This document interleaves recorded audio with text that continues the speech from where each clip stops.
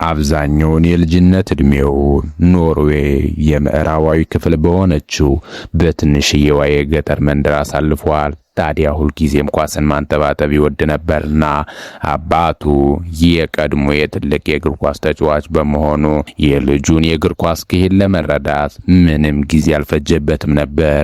ገና በ30 ዓመቱ እግር ኳስን ካለ ውድ በግድ አቆመ። ተወልዶ ወዳደገባት ብሬን ከተማም ተጉዞ ጎጆውን ቀለሰ። ቤተሰቡንም በዛው ማኖር ጀመረ። በቤት ውስጥ አባቱ ምን እንዳጣ የማያውቅ የ9 ወር ጨቅላ ሕፃን ተኝቷል። አሁን አባቱ በጅምር ትቶት የነበረውን ታሪክ ለመጨረስ ኃላፊነቱን ወስዷል። በእንግሊዟ ሊድስ ከተማ በጎርጎሮሳውያኑ አቆጣጠር በጁላይ 21 በ2000 ዓ.ም ከሁለት የስፖርት ሰው ከሆኑት በመጀመሪያ ለእንግሊዙ ሊድስ ክለብ እንዲሁም በኋላ ላይ ለማንቸስተር ሲቲ ይጫወት ከነበረው ከአባቱ አልፊ ሃላንድ እንዲሁም የኖርዌይ ሻምፒዮን አትሌቲክስ አባል ከነበረችው ከእናቱ ግሬን ማርግታ ተወለደ። ኤርሊንግ ብሮት ሃላንድ ምንም እንኳ በእንግሊዝ ቢወለድም ደሙ ግን ኖርዌያዊ ነበር። ታዲያ ኤርሊንግ ሃላንድ ከመወለዱ ከአንድ ሳምንት በፊት ከሊድስ ዩናይትድ ወደ ማንቸስተር ሲቲ የተዘዋወረው አባቱ አልፊ ሃላንድ ቤተሰቦቹን ሚስቱንና ልጁንም ይዞ ወደ ማንቸስተር ከተማ ሄደ። በወቅቱም የ27 ዓመት ወጣት የነበረው አባቱ ጠንካራ የተከላካይ አማካይ ተጫዋችም ነበር። በደጋፊዎችም በጣም ይወደድ ነበር። ምንም እንኳ ጠንካራና ተወዳጅ ተጫዋች ቢሆንም አባቱ በድንገትና በአጭር ጊዜ የእግር ኳስ ተጫዋችነቱ አቆመ። በጊዜውም በእግር ኳስ የመጨረሻ ታሪክ ከዚሁ ተቋጨ ብሎ ደመደመ። ምክንያቱም አልፊ ከባድ የእግር ጉዳት ደርሶበታልና። አልፊ ክለቡን ተሰናብቶ ወደ ሀገሩ ኖርዌይ ተመለሰ። ኖርዌይም ከገባ በኋላ አልፊ ወዳደገባት ወደ ትንሽዬዋ የገጠር ከተማ ወደ ብሬን ተጉዞ የራሱንም አዲስ ሕይወት ጀመረ። በትንሽዬዋ የገጠር ከተማ አነስ ያለች የግል ቢዝነሱን ከፍቶ መስራቱን ጀመረ። ሕይወቱን በብሬን ቀጠለ።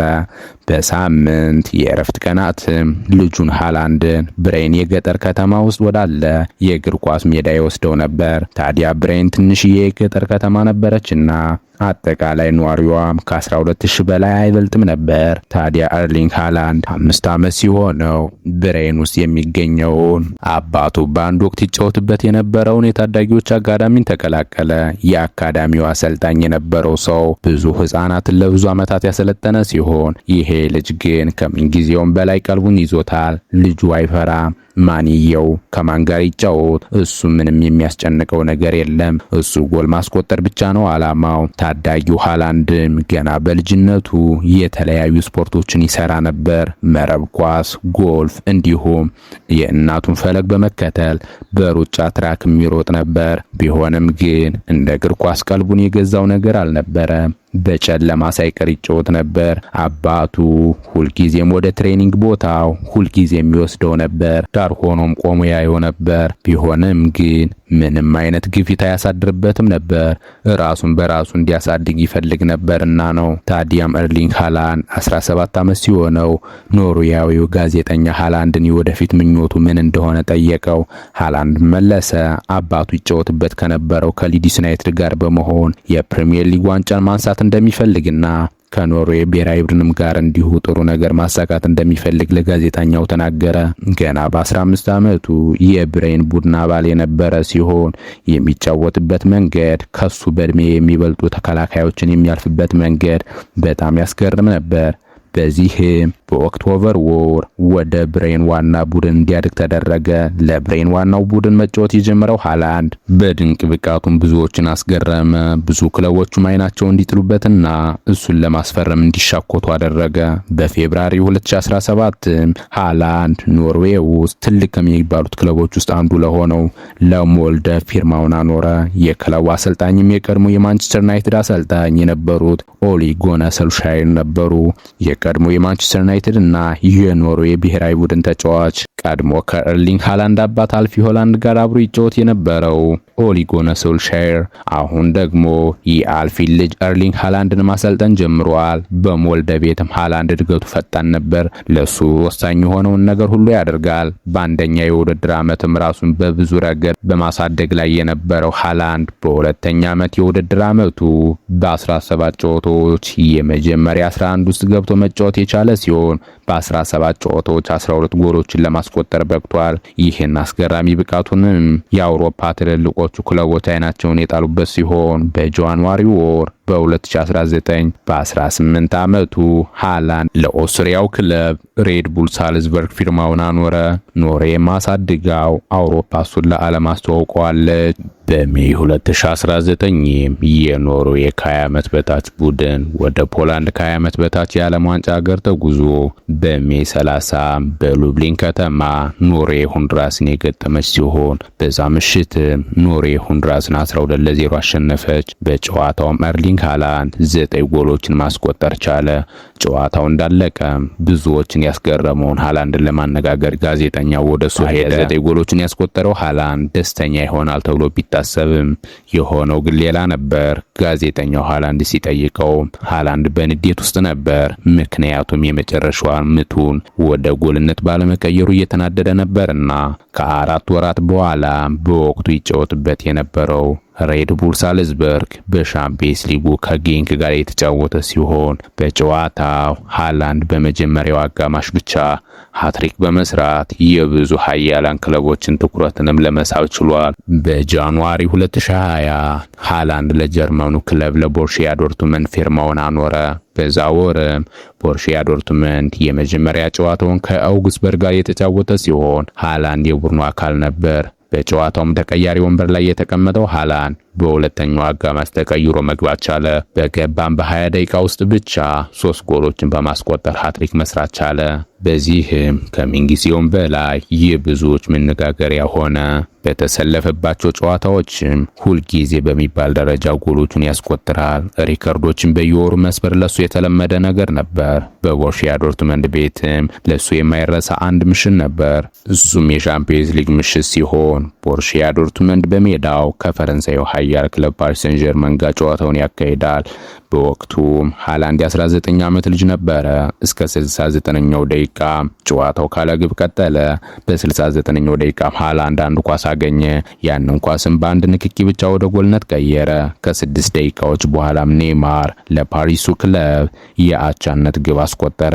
የጨዋታው ገለታውን አይሏል። ከ2 ደቂቃዎች በኋላም ሃላንድ ከ16 የሜዳ ክልል ውስጥ ኳስ አገኘ። አሁንም በድጋሚ በአንድ ንክኪ ብቻ ኳሱን ወደ ጎሉ ጠርዝ አስጠግቶ በመምታት ጎል አስቆጥሮ ዶርትመንድን በድጋሚ መሪ ማድረግ ቻለ። በጨዋታው በሃላንድ 2 ግቦች ታግዞ ወደ ቀጣዩ ዙርም አለፈ።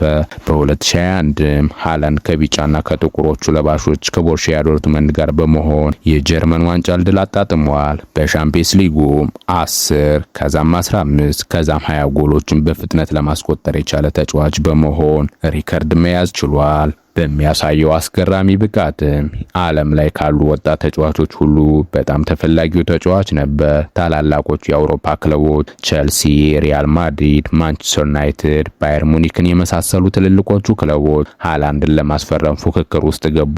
ምንም እንኳን ኃያላኑ ክለቦች ሃላንድን ቢፈልጉም ሃላንድ ግን አባቱ ቀድሞውን ይጫወትበት የነበረውን ውሃ ሰማያዊ ለባሾቹን ማንቸስተር ሲቲ በ2022 በ60 ሚሊዮን ዩሮ ተቀላቀለ። ማንቸስተር ሲቲን ተቀላቀለ። በመጀመሪያው የውድድር ዓመትም በፕሪሚየር ሊግ ማንም አድርጎት የማያውቀውን 36 ጎሎችን በፕሪሚየር ሊግ ብቻ አስቆጠረ። በሁሉም ውድድሮችም 52 ጎሎችን አስቆጥሮ ካለማንም ተፎካካሪነት የፕሪሚየር ሊጉን የወርቅ ጫማና የአውሮፓን የወርቅ ጫማ በማሸነፍ የአውሮፓ ምርጡ ተጫዋች መሆኑን ማረጋግጧል። ውሃ ሰማያዊ ለባሾቹ ማንቸስተር ሲቲ ጋርም በውድድር ዓመቱ በ1999 ማንቸስተር ዩናይትድ ብቻ አድርጎት የሚያውቀውን 3 ዋንጫዎችን ለማጣጣም ችሏል።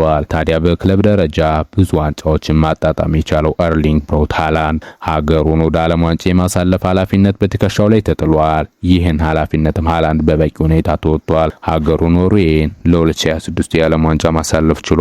ታዲያ በ2026 የዓለም ዋንጫ ኖርዌይ ወደ ሩብ ፍጻሜው ለማለፍ የዓለም ዋንጫን 5 ጊዜ ያሸነፈችውን ብራዚልን ትገጥማለች።